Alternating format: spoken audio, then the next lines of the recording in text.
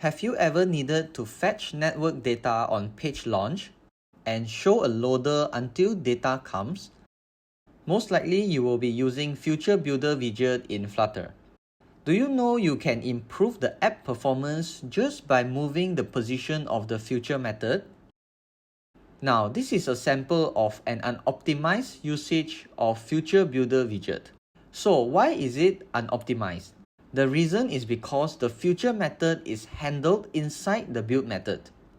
So whenever the build method retriggered, the entire widget tree under this build method will be rebuilt, and of course the future method will be re-executed as well.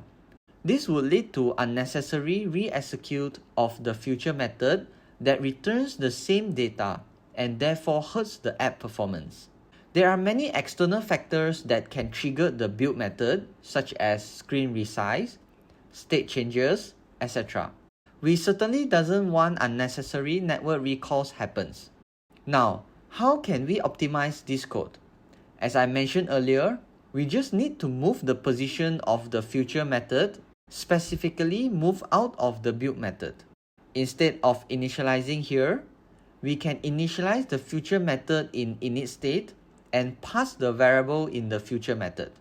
This way, we ensure that this future method will only be called once during init state.